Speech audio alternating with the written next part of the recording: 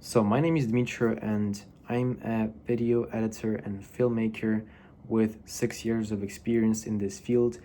And today I wanted to cover this interesting topic about the editing mistakes I made as a beginner and what I do now. So let me just start straight and with the mistake one. So the first mistake is not cutting appropriately, not cutting to the rhythm of music. So when you put your music on a timeline, this is the first thing you do, and this is one of the most important things. You have to cut with the beat, cut to the music, your videos, your clips, because then you'll create this flow and emotion, and you'll make your viewer feel something. So that's why filmmakers who say that's why filmmakers who joke about their clients that they're asking them to change the music when they finish their project. This is impossible because they just created their entire project around their music. So this is mistake number one. You should always pay attention to what music you use, how you make your cuts, and etc. Mistake number two is overusing transitions and relying on them instead of story. What I'm talking about is using all these flashy transitions in your effects tab in DaVinci Resolve or whatever software you're using after a Premiere Pro or VN or Final Cut, anything. There is always these transitions and people are overusing them too much. If you want to create this emotion in your video, and especially the people who are watching this video, you're probably here for cinematic editing, and if you're trying to make a cinematic video, it never comes down to transitions. It's all about emotion and specific cuts that create the spacing, and flow of the video. So using transitions is not the thing that you need to do, but rather focus on emotional cutting. If it's not necessary right now, don't do it. Don't use these transitions and just wait and create this emotion. And also, you should always ask yourself the question, what the viewer should feel right now by watching this video. What do you want to say to the viewer?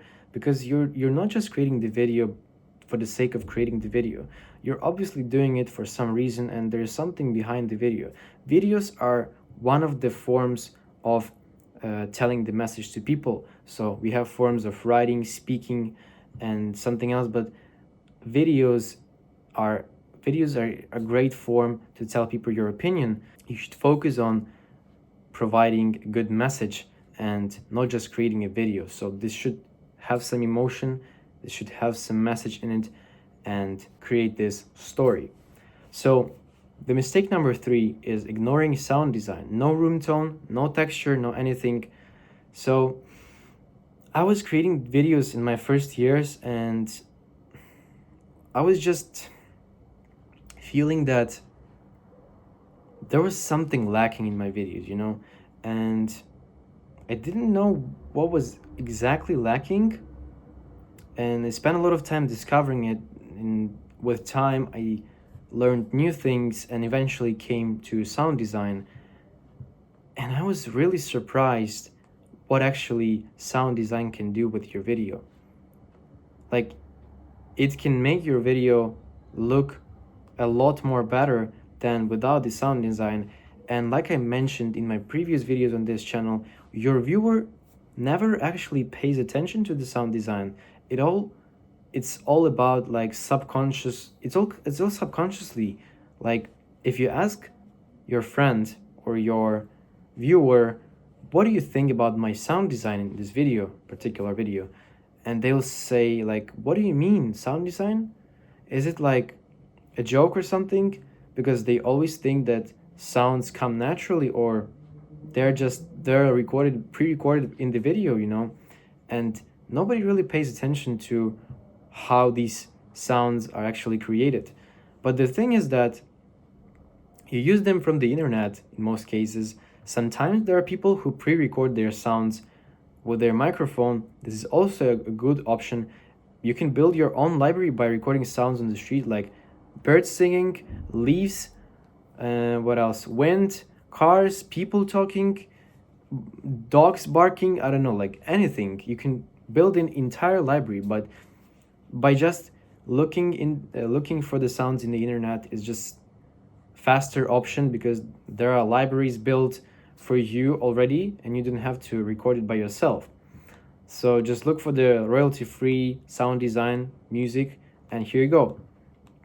Now, the sound design, usually I split it into 3 tracks.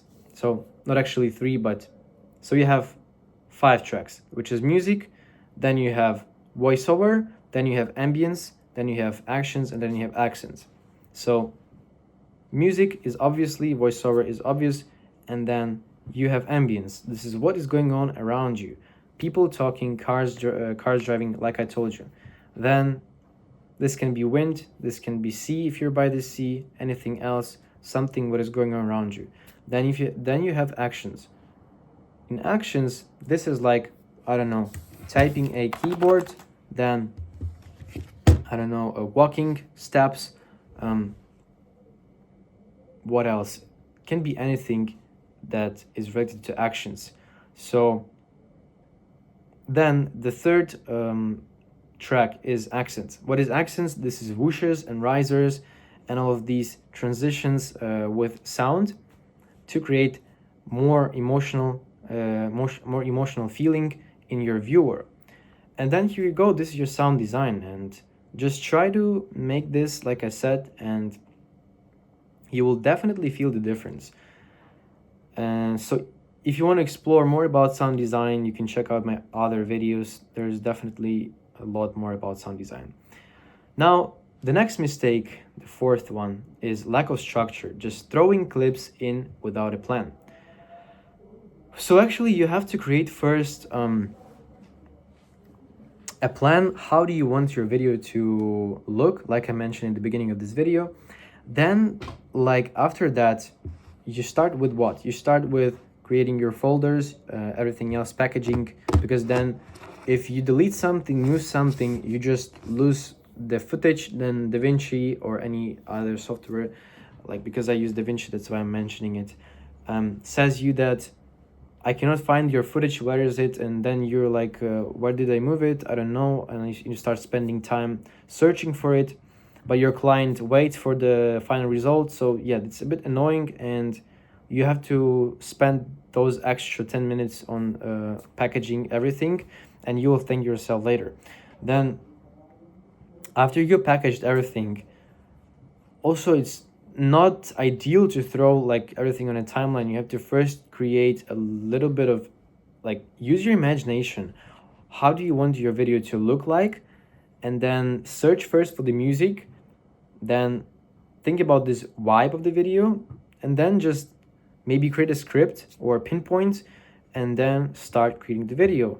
And first you cut with a beat, then once you have the entire timeline, A roll, then you look for the B roll if you want to include it, then you look for the texts, then some layers, other layers, and then you go with sound design, then you go with color grading, and then if everything seems to be perfect, then you go and export the video. So this was the fourth mistake. And the final mistake, the fifth one, this is a bit specific one, but I noticed that in color grading, in my first color grades, I had this too saturated color grading. So this is not just a mistake, but it's rather advice how to avoid this too saturated color grading and how to make it look better. I'm not a professional colorist, but I definitely can tell that I have experience in color grading. And so once you first color grade your footage, you want to focus on these things, like whether you shot on Rec 709 or log footage, color profile, if you don't know what is it, you convert it to Rec 709 if it's log. Then after that you do contrast. So you make it look more contrasty, then you make some temperature, and then you just explore whatever you want to do. You select other parts of the footage, like skin, sky, whatever, buildings, I don't know, depends on your imagination and your desires. And then be careful with the saturation. My first color grading, I remember, was too yellow. I just went went on saturation too hard and it was just crazy yellowish.